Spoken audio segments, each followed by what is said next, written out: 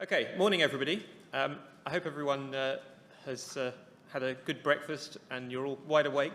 What better way to start the fourth day, I think it is. Are we the fourth day? Yes, we are. Yes.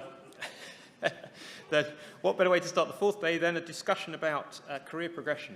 So I'm Jeremy Cohen. I'm a research fellow in the Department of Computing and Director of Research Software Engineering Strategy at Imperial College London, and I'm joined by 5 panellists here. I'm going to give everybody just a minute to introduce themselves. I know many of you will have heard introductions from some of the people on the panel in previous panels, but I know we've got different people each day, so we'll do a quick round of introductions.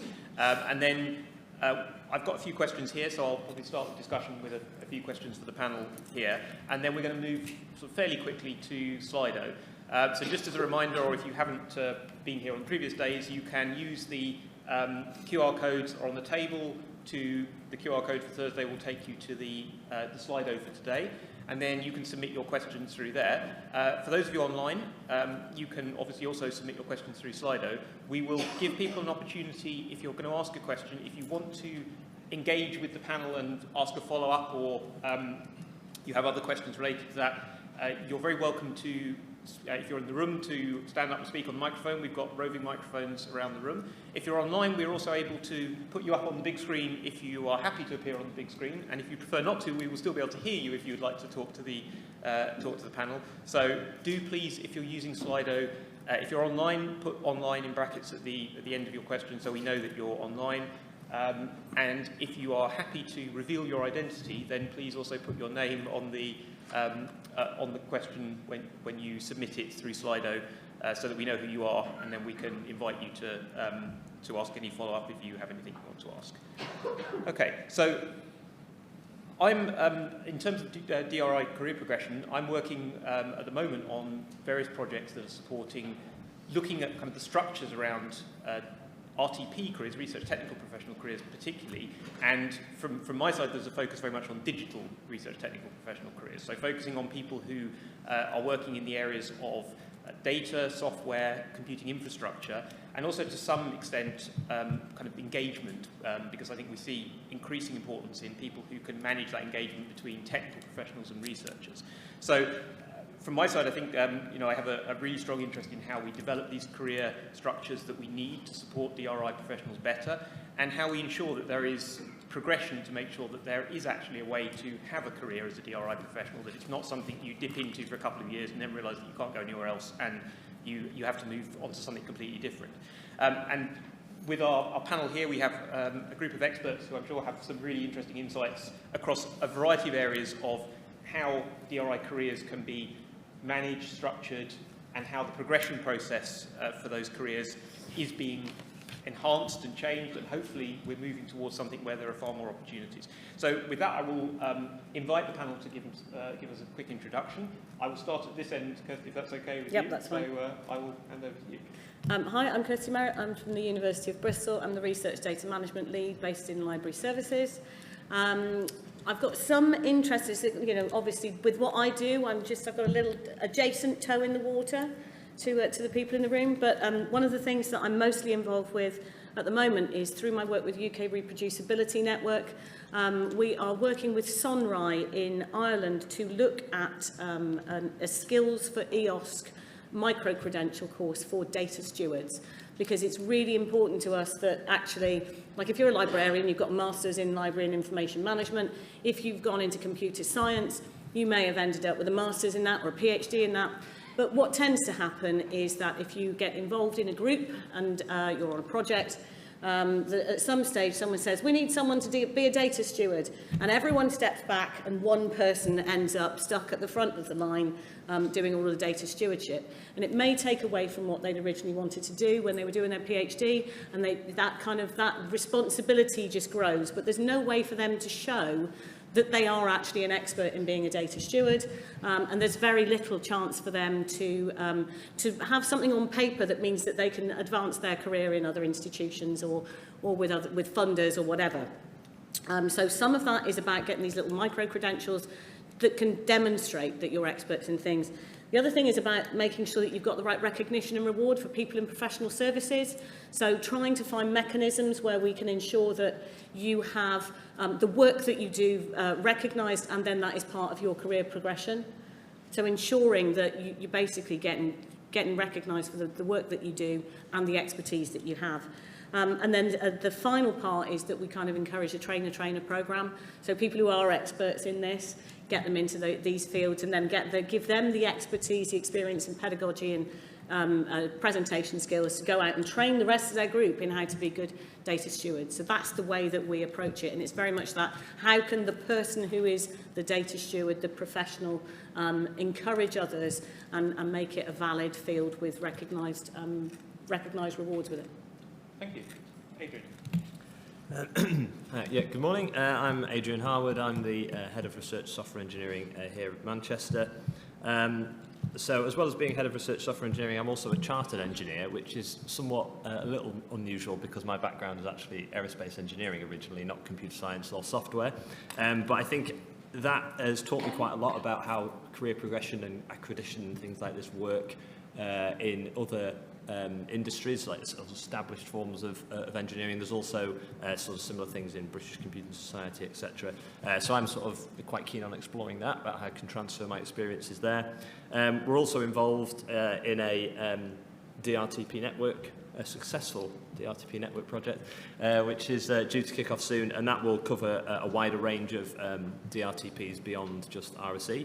But I also have some experience in developing a competencies framework, and I know this is where everyone says, oh, another one. But a competencies framework for our RSEs in Manchester, and I have some thoughts in general on competencies frameworks and how they can be difficult to get right. So I'm also happy to talk about that and share my experiences involved in that as well as part of this discussion. So my name is Stephen Longshaw. I'm the Director of the Computational Science Centre for Research Communities, or COSEC as it might be better known, unless you've never heard of it, in which case it's a mathematical function, so apologies for that. So COSEC is part of UKRI's Science and Technologies Facilities Council's National Labs activities, and at any one time it supports approximately 60 research technical professionals within the labs. We also directly fund and collaborate and support around 20 external collaborative computational communities. So some in the room may be aware of the CCPs, as they're often referred to, or the High-End Computing Consortia. COSEC works directly with and directly funds those communities as well. And the communities themselves are a method within the UKRI digital research infrastructure for the development and support of research software, for the maintenance of research software, for the delivery of technical training, and at the moment at least this is sort of a thing we're building up as a core element of the computational research aspect of the UKRI's digital research infrastructure. Thanks. Hello, my name is Diego Alonso. I'm the head of the research software engineer team, the central research software engineer team at Imperial. There are others. We are within the research computing service that also takes care of the HPC and research management applications. We are 11 people in the team, and none of them are computer scientists, which says something about the career path of people that comes to this role. We do consultancy-style project work, as many other RSE teams, but we also have a lot of big component of training, outreach, and supporting people that code broadly at Imperial, not necessarily via funded projects. Yeah, in RSE teams, things are kind of more defined, but what career path looks when people is embedded or working somewhere else is much more complicated and less appealing possibly. So yeah, I'm here to try to figure out how that works in that sense. Okay, thank you. Hi, I'm Ed. That's not my name, as some of you will know. My name's Andrew Edmondson. Ed comes from the start of my surname. Everyone other than my mum and dad call me Ed, so please do. I lead the research software group at the University of Birmingham. We have RSEs, we have a research data science service, and the team who install and look after the applications and users on our supercomputers live within that group. I'm also Deputy Head of Advanced Research Computing at Birmingham these days. With a separate hat, I am Chair of the UK HPC SIG, which hopefully lots of you know about, but if you don't, I'm determined you will by the end of today, which is the special interest group for HPC in UK academia. In all of those different hats, I have a keen interest in career progression for RTP and DRI type people. Okay, thank you. Right, so I'm going to ask the panel just one question, and I appreciate if you give sort of just a brief answer to the question around career pathways, which I'm going to ask in a second. But before I do that, I would like to just remind people that you can submit questions on Slido. I think we've got a couple coming in, but it'd be good to see some more questions coming in. So please do submit your questions either here in the audience in person or from online participants. And a reminder that, of course, if you want to remain anonymous, you're very welcome to. But if you would like to engage with the discussion around this and you're happy to speak in the room or online, then do put your name on the question. Okay, so the one question I would like to ask the panel, because I think it's very useful for everyone in the room to have an idea about sort of panelist experience here, is what are the career progression pathways for DRI professionals that your team or institution has adopted? And if that's something that doesn't relate specifically to your role, be interesting to know more generally around technical professional pathways within your institution, what you see that they have adopted. So I will go from the other end and start off with Ed. Okay, so at Birmingham, we've tried very hard with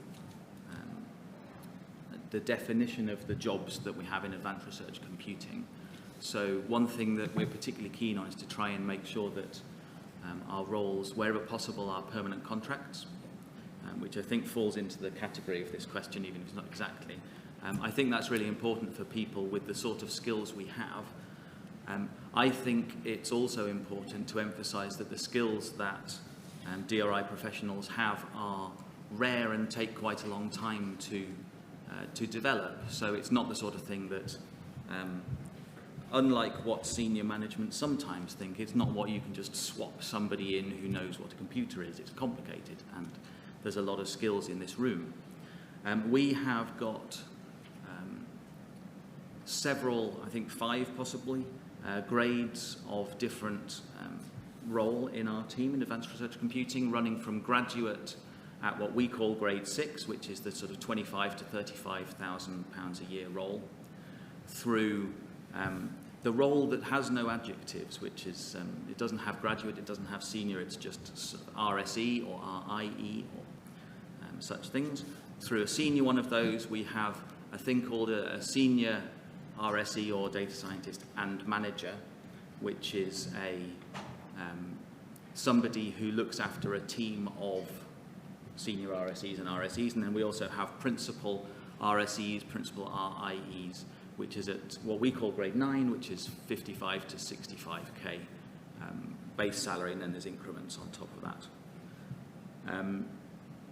Progression pathways, in the last 12 months we have promoted 4 people,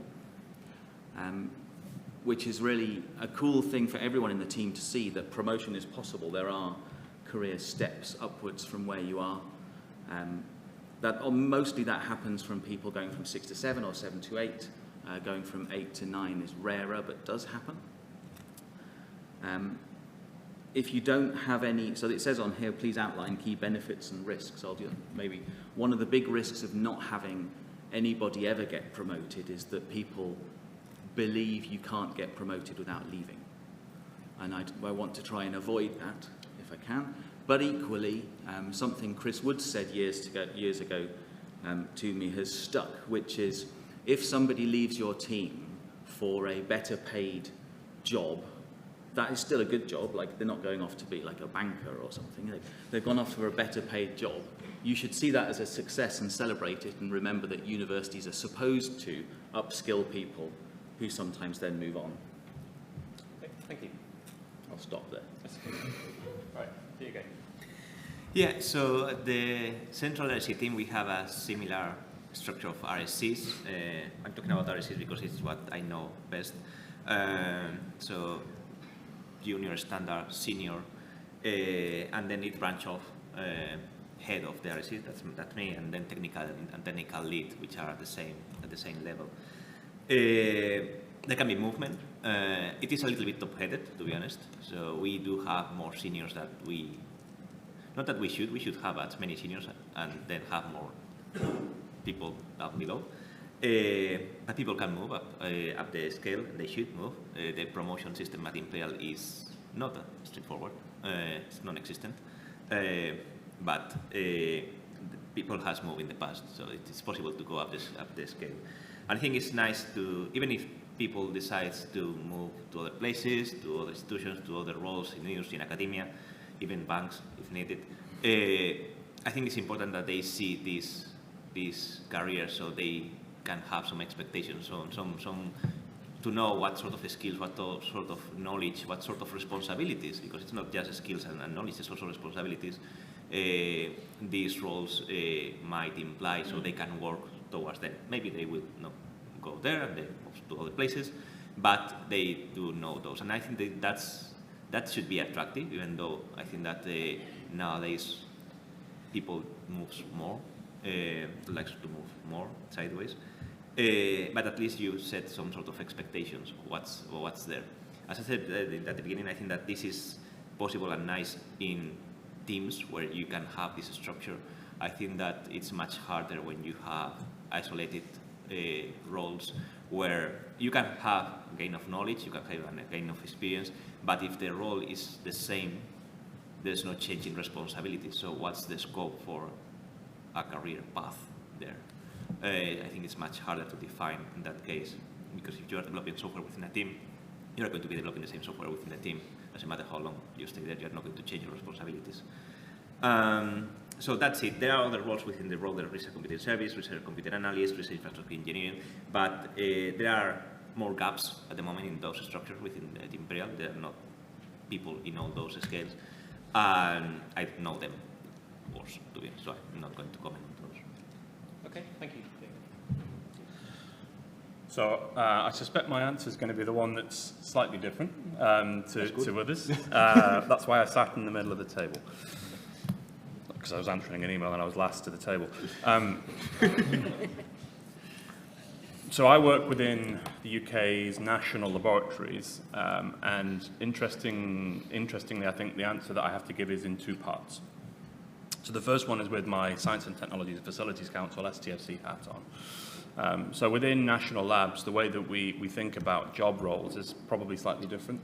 We're mission-led and we provide national facilities, fundamentally. So things relating to particle physics, high-powered lasers, space technology, all those sorts of things. So we have a set of goals, and within those goals, we enable the roles that are needed to make those goals happen. So actually, there is no fundamental feeling that having academic roles is more important than having technician roles, is more important than having what we now recognize to be research software engineering roles. And I don't think that was by design, but it's the reality of it. So actually, for decades now, there have been people working within national laboratories within the UK under various different job roles and job titles that we would now recognize to be research software engineers and research technical professionals.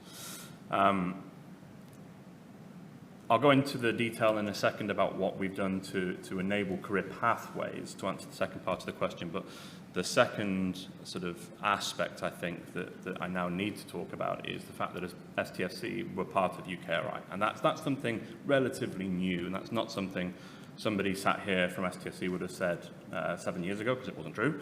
And 7 years ago, the story would have simply stopped at the what's needed to make national labs and what's needed to make STFC work. The answer now expands more widely. We're part of UKRI. We're part of the delivery of UKRI. With the formation of a UKRI digital research infrastructure as a program, we're part of the delivery of that. So I think we now have a responsibility to help this sort of idea of these different career pathways be propagated throughout the whole of UKRI's funded research infrastructure. So that's the second element. More specifically, in terms of career pathways, actually this is a wider issue within national labs. because there are very rigid, banded job roles and pathways through all of UKRI's councils. So if you work across any of UKRI's councils, you get used to the fact that people ask, what band are you? You know, nobody asks, when they first meet you, you think about people in terms of their banding, and that defines their role in terms of seniority, and it defines their role in terms of context and where they sort of work within the organisation. So STFC recently underwent some quite radical change and introduced a significant number of new bandings and basically added a lot of granularity to its pay grade system. Now, I won't go into the detail of that. It was very controversial. Some people really hated it. Some people loved it. But what it has done is it's enabled a level of granularity that allows us to recognise career paths that we consider to be very important. And interestingly, some of the foremost roles that we picked out are the likes of data scientists and research software engineers, because these are the areas where the organisation has recognised through need that we have huge gaps in skills, and the UK has huge gaps in skills in bringing people in. And so as an organisation, basically we can pay people more for those sorts of roles, but that's a level of flexibility that previously we wouldn't have had. And so that's something we've done. And then I could go into a lot more detail about what we do internally in terms of enabling career pathways and those sorts of things, but I don't think it's necessary here. I'm happy to answer those questions, of course, but... Thank you. Yeah. Okay, so I guess I probably need to also set the scene, because it's going to colour my answers on things as well. So my department, okay, it's full of RSEs, but I think a lot of what I have put in place in my department could very easily be transferred to any other technical professional role as well. So that's probably one caveat. So if you hear me mentioning RSE, this, that and the other, just insert different type of DRTP instead of RSE, and I think it's equally as valid. So our department is a professional services department. So we are all on permanent contracts, largely. There are some minor exceptions, but we are largely on permanent contracts, and of course we have that 35-hour-a-week expectation. So we're already in a context quite different to perhaps more academic-leaning groups and organisations, which I think does set us off on a good footing to start taking career progression quite seriously from that point, because we've kind of solved some of the fundamental issues, and I think that's important for everybody to do, as Ed was touching on at the beginning. I do want to clarify what progression means to me, and possibly I'm assuming here what progression would mean to everybody in my department. So for those of you out there who are in my department, I'm hoping I'm getting it right. But progression for people, I think, does not necessarily mean just more money. Especially doesn't mean more money for doing largely the same thing. I think for people, progression really means development. It means learning. It means potentially specialism. It means professionalism, and it means growth in the job. And I think that's the important thing to remember when you're putting together any kind of career progression pathway. It's not about how do I get this person more money, because I think largely, and again I'm assuming, that we work on the work we do because, at least in part, we thoroughly enjoy change for good and making that kind of an impact. And these are the kind of things we ought to be focusing on. How do we reward people for that? How do we give people more opportunity to do more of that? And I think that is progression in people's roles. So with that in mind, I sort of ended up building a pathway. And when you think about pathways, I think about planning, thought, careful execution, and, if you will, a tool to help people track what they're doing along that path and visualize what their actual progress is. Because there's nothing worse than building something and then nobody knows whereabouts on that journey they are. I think if people can see themselves traveling, they feel that they're progressing, and they're feeling they're progressing because they are progressing. Okay, and I think that these are the sort of fundamental questions I think that I've had to sit and think about, and I think it's really useful for us all to sit and think about as to what progression looks like, feels like, ought to be implemented in the world in which we live. So without labouring the point about we've got grades this, that and the other, we have quite a wide range of grades in the Manchester group, but one of the things that I think we probably do that is not universally true everywhere is that we have a year in industry programme. So we have the Manchester Grade 4, which is essentially, I can't remember the salary range for that, but it's a couple below a PDRA's salary, if that sort of benchmarks it for everybody. So PDRA would be Manchester Grade 6. We have a Grade 5, which is sort of graduate level role, and then we also have a Grade 4, which is below that, and this is our year in industry posts. And this has proven to be relatively successful. It can be mixed depending on the candidate pool you get, but certainly we've had some very strong successes in the past where we have taken year in industry students from undergraduate programs, engineering or computer science. We've invested in them in terms of training them and giving them expertise and giving them opportunity. And we got a program through our HR department that essentially allowed us to assess them for a Grade 5 post on completion of their year in industry.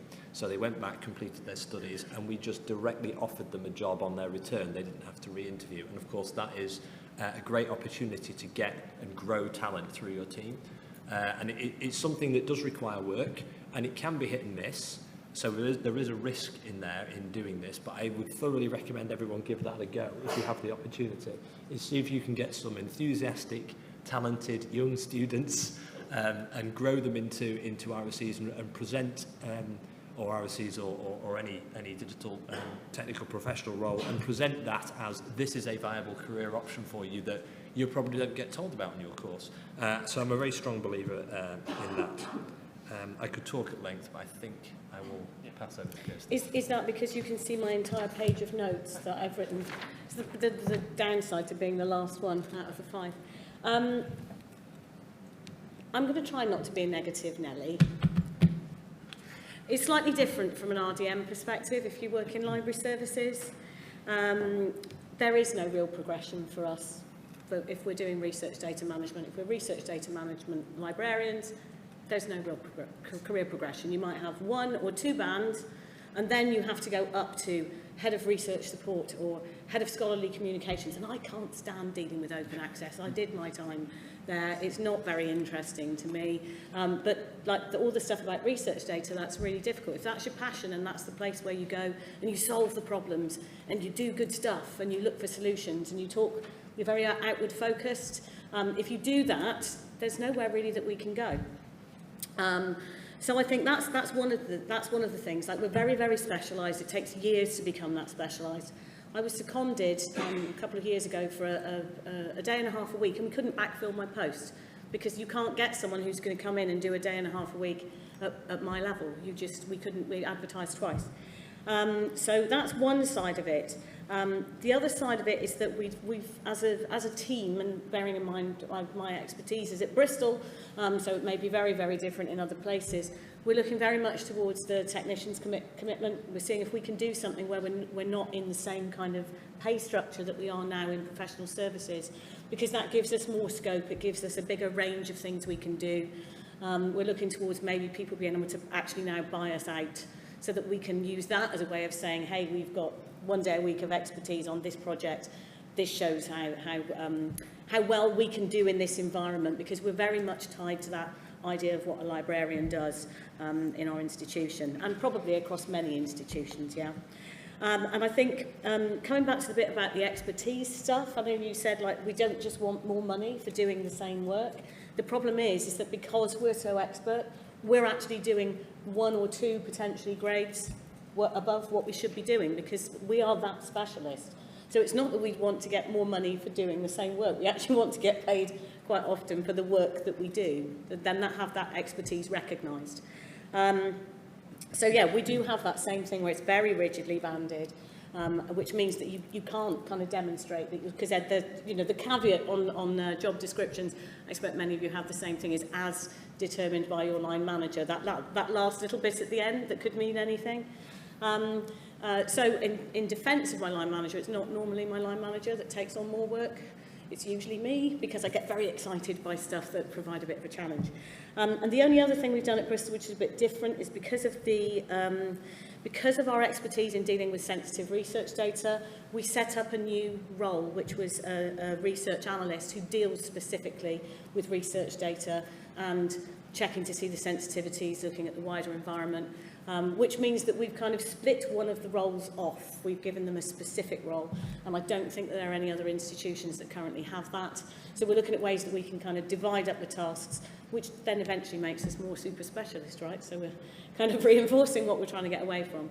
So that's how it is if you're a research data management librarian, and it's not quite as shiny a future as being a research software engineer. So I take on board what you say about this could be applied to anywhere, right?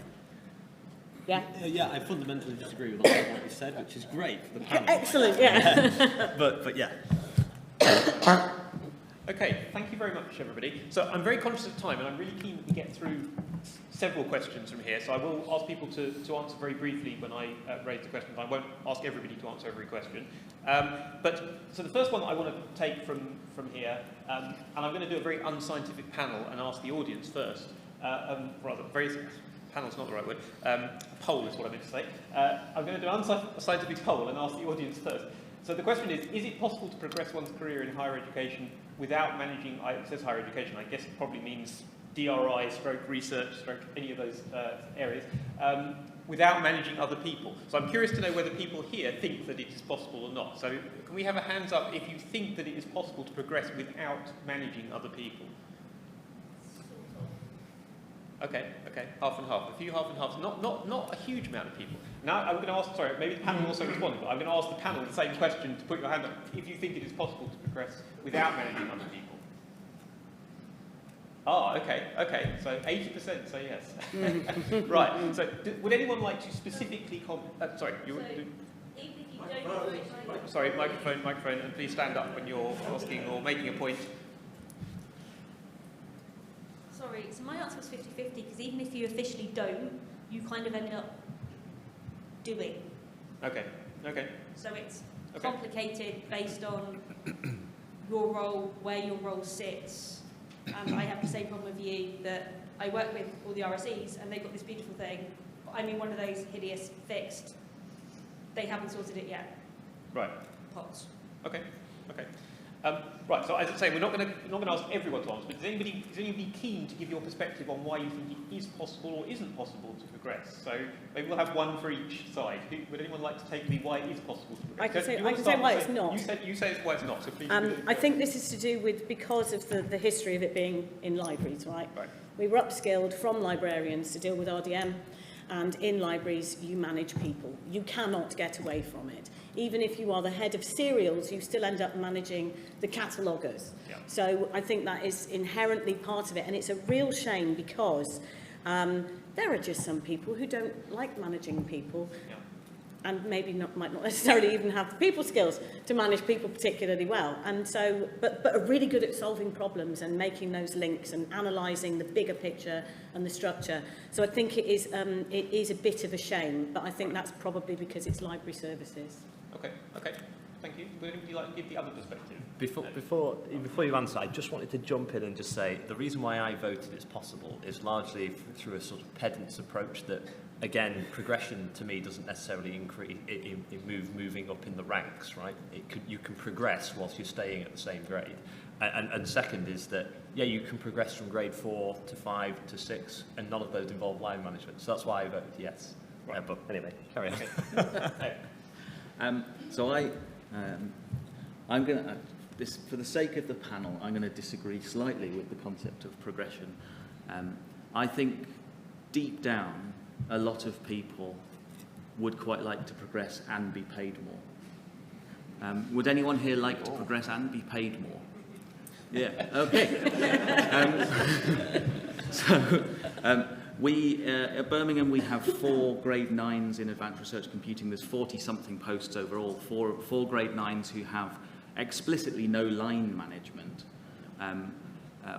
responsibilities. And I am insistent that I won't let somebody be managed by someone who doesn't want to manage them, because I think that is a good way of devaluing your staff.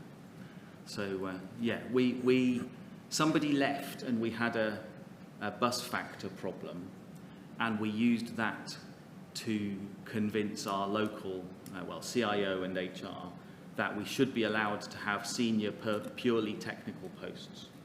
Right. And so from there, we've continued that. Okay. Do you want to make a quick Yeah, comment? it's possibly contentious. I think it's quite a wide comment.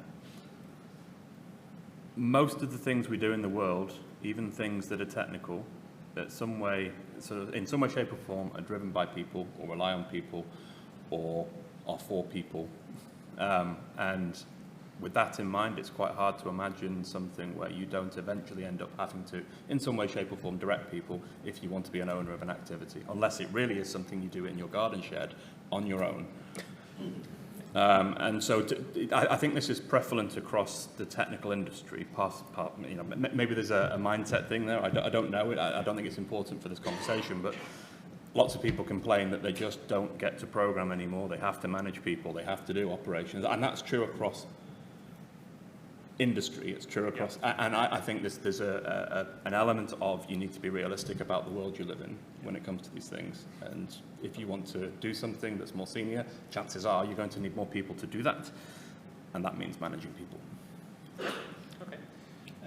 I would absolutely second that sentiment. I think you can't. I think if we're talking progression in the traditional sense of moving upwards, I think you will get to a point where your sort of technical expertise and knowledge, the expectation is you lead an activity or you lead an area, and as Stephen suggested, you can't do that without being able to coordinate people to a certain extent. So there is the raw form of line management, which is a thing in itself, but then there is just leading people more broadly. Right. And I think you cannot get around the fact that you cannot become more specialised and more senior from a technical perspective without needing to know how to lead people. Yeah. I think line management is a separate question, but you definitely need to be able to lead people. Yeah, I do think that is the case. If I could get away from having to do this stuff on the HR database and all of the one-to-ones, that would be great. But I don't mind going in and saying, hey, we need to do a thing. How do we organise this? Who's going to be responsible for each of those tasks? And that's that's leadership skills. That's not line management. Right. They're different. Yeah. Different. Thank you. Right, we'll move on. So I will take the top question. Before I do, I'm going to take the second one, and I'm going to ask the panel. So the question is, apart from the DRI retreat, of course, what is your favourite conference or workshop to attend? So I'm going to ask everyone just to give a very quick one answer to what your favourite conference or workshop is to attend. And I will also ask David from Leeds, who asked the question, if you are happy to tell us your favourite conference apart from the DRI retreat, to signal to somebody with the microphone. And you can tell us. So I will. We'll go. Maybe Ed, you want to go first? We'll just run down the to tell us your favourite conference. Well, obviously HPC SIG events. Right. Of course. Okay. The collaboration workshop. Collaboration workshop. So that's the Software Sustainability Institute Collaborations Workshop. For anybody that's not familiar with that. Yeah, okay. Hugely biased, but the Computing Insight UK conference. I guess I've got to be careful about who in the room I might offend with my answer. I would naturally lean and say RC conference, but since Sam's sitting over there, I'm going to say, N8 leaders meetups. Okay. Kirsty? International Digital Curation Conference. Ah, right. Okay. Very nice. David, do you want to tell us your favourite conference? Do you want to stand up so people can see you online? I really enjoy the supercomputer in the US. Right, okay, thank you. Does anybody else have a desire to tell us your favourite conference other than this one? Oh, I'll do that. Okay, go on. So mine is actually not supercomputing anymore, because it's like too big and whatever. Mine's actually the Practice and Experience in Advanced Research Computing Conference, which is kind of what the old XC thing used to be, which is another US one though, but it's in the summer. Yes. So it works well with school holidays. Yeah. So I think that was possibly one in Providence last year. It was PERC, for anybody that knows the PERC conference. So, yes. All right, anybody else want to tell us before we move on what your favourite conference is? No? Okay, we will move on. Thank you for that. Right, so the next question. Does or should not having a PhD limit the ability to progress in DRI, particularly in academia? And does the ability to run services, such as HPC, need a research background? So I will ask everybody just to answer very briefly, anybody who wants to take an answer to this. So, anybody Adrian, do you want to kick us off? I'll try and be brief. I think it's possible. Yes. I don't mean because of you. I think that question is enormous. Backpedal very quickly. Yeah. Yes. So yeah, I'm going to try and be black and white just to to be brief. But I think there is a distinction between having a PhD and having a research background. You can spend a lifetime working in research and not have a PhD. I would argue that actually somebody who's worked in a research group for 10 years with no PhD is possibly quite a lot more valuable than somebody who's spent 3 years doing a PhD. I do have a PhD, so I'm not insulting people with PhDs, but I think at the end of the day, it's not a requirement on our job descriptions for people we hire. I've never seen the need to make it one, and I think there's an awful lot of value in anybody who has just touched the research space. They come with an interesting perspective. They know what it's all about, having had that experience. And that's actually a lot harder to teach. So I would say that experience is valuable. The qualification is a nice to have. I think also the thing with a PhD is, and I also have one, so it's not... not bashing PhDs, is that I remember when I was doing it, somebody said to me, it's not about how smart you are, it's an endurance test. So if for any circumstance you've never wanted to do that endurance test, that shouldn't take you out of that equation, right? And also is that sometimes it can actually make it worse, because then you get so embedded in having an academic perspective on solving a thing and doing a thing that you're not actually just getting the job done. To provide perhaps a different perspective, I think there are scenarios where what we would consider to be a research technical professional within the COSEC conference, within the National Lab conference idea, it would almost certainly be absolutely beneficial to have gone through that process and to be a relatively advanced researcher. So the reason for saying that is people that we previously would have given the job title of computational scientist, then became computational researcher and now research technical professional, often collaborate with directly research communities that are doing so fundamental research. And so these are researchers in the classical sense. It's just they have a particular interest in computational science and computational research software. It's not always the case, and I think when you're talking about research software engineering in a general sense, in a generic sense, which is something that we're sort of moving more toward now as an activity because of the expansion and the change in remit of what we do, I think what you just said there is exactly right, Adrian. It's having that sort of context of research and being passionate about it as an idea, because let's be honest, passion replaces pay in some cases when we work where we do. So, yeah. But I think there can be cases where the people that we're now referring to as research technical professionals do genuinely benefit from being advanced researchers. Okay, thank you. Right, for anybody that's worried that we're running over time, I'm going to cheat very slightly, and I'm using the clock up there, which is about 2.5 minutes slow. So I am aware of the time.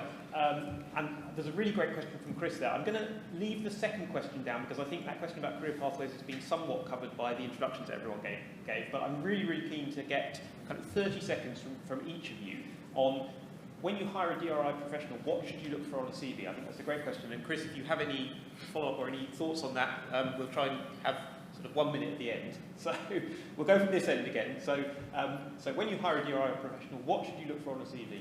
Kirsty? I think that they should be able to demonstrate a genuine interest and passion in the thing that they're doing. Okay, fantastic. Yeah, I'm going to be super controversial because we slightly changed our recruitment process. So although we do ask for a CV, we added a set of screening questions, like assessment questions. So there are actually 10 questions, and we actually screen on that initially rather than CV. So it's not really answering the question, but essentially what we're looking for is a real practical experience, I think. Right. So less on the theoretical side. What have you done hands-on? Evidence-based. Evidence-based, yeah. Yeah. Right. Okay. I can't really answer it. In some ways, I give money to others within my organisation to go away and recruit people. However, I do sort of work with them in the way that we write that down. I can't give a single answer to that question because the variety of people that we employ are so different. Some are highly specialised, some are more general. Yeah, I can't give a single answer to that. Okay. Okay, so in our case, it depends on the position, obviously, the position, but what must be transpire out of the CV and the cover letter is a keen interest in learning. If they are not keen to learn, there's really no point, because the whole point of these jobs are learning the domain knowledge of the researchers we work with, learning new technologies all the time, learning new tools. So if they are not keen to learn, they just want a job that they can be there coding in a corner. That's not really what we need. I agree with that one. I agree with many of them, just in case. I would say two things. I would say if the job description specifies that you have to have particular skills, then you have to provide evidence in your CV that you meet them. I've shortlisted probably thousands of CVs, and the ones where they don't mention Linux for a Linux developer job, not good. The second thing I would say is if you're going to use AI to write any part of your CV, edit it afterwards. If the AI has put square brackets organisation name, replace that with the organisation name. Proofreading then. Yeah, proofread your own CV. So this is, I've had a lot, and it's interesting now because if you get AI to write your cover letter, we often get cover letters that are almost identical to each other because clearly ChatGPT wrote them both. So edit it, customize it, don't let it look like it was written by an AI. Great, thank you. Chris, we are out of time, but did you want to say anything to the panel in response to any of the points there, or is there anything you wanted to... Yeah, just to thank you for that. I guess as an academic, when I'm hiring DRI professionals, I often wonder what I should be looking for. And those DRI professionals that I'm privileged to kind of line manage often ask me, what should I put on my CV for my next post? And I think it's worth us just kind of thinking about how we can encourage good CV writing and a good kind of agreement on what a CV should look like for a particular post. So thanks. Okay, thank you. Right, well, I'd like to say a huge thank you to our panellists, Kirsty, Adrian, Stephen, Diego and Ed. Thank you all for your thoughts. Thank you to everybody for engaging, and enjoy the coffee break.